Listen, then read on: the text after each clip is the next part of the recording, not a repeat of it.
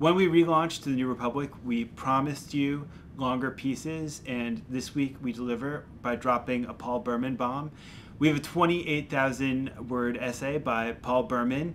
Publishing Berman is one of the great pleasures of working here at the New Republic. Berman is somebody I consider to be the true embodiment of the intellectual spirit, and every couple years he emerges to publish a massive piece for us. A few years back, he published a 24,000 word essay about Joschka Fischer, which did indeed evolve into a book.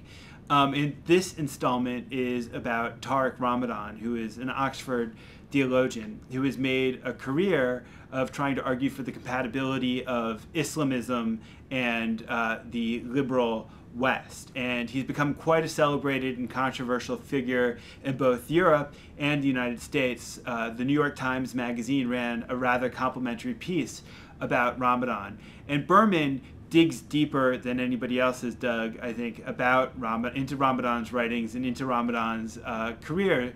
And he finds somebody who deserves a heavy dose of skepticism. And what makes the Berman piece so damn fascinating is that it's not just a picture of intellectual Islam, it's also a very complicated picture of the way that the West and intellectuals in the West have responded to the current political moment. Also this week we have a piece by Jonathan Cohen about Hillary Care. And his piece is especially interesting in light of New Republic history. In the mid-1990s, we published an essay by one Betsy Macaulay Ross against Hillary Clinton's health care plan. Ross's piece played a pretty decisive role in helping to sink Hillary Care, a role that we have since apologized for in an official TNR editorial statement.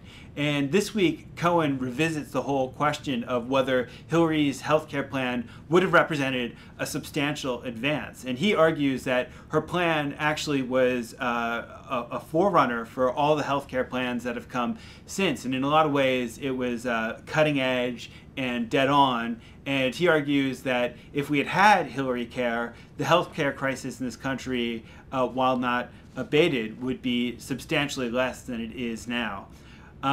Finally, we got a piece by John Judas about Chuck Hagel. Hagel is an extremely interesting political figure. He, for his entire career, has been a politician who's tended his own self-interest and was contemplating a run for the presidency as a Republican.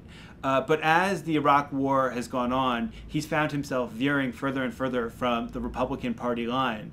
And what makes the transformation of Chuck Hagel so interesting is that it has involved autobiographical reflection on his part. Hagel served in Vietnam with his brother. He came back from the war, a guy who was still basically supportive of U.S. policy. His brother, for whatever it's worth, came back as a liberal Democrat and a critic of American foreign policy. But as the Iraq War debate has gone on, Hagel has revisited his own experience in Vietnam, and in turn, that has pushed him further left on Iraq. And so I think it's a pretty darn meaty issue at the New Republic, and I hope you check it out.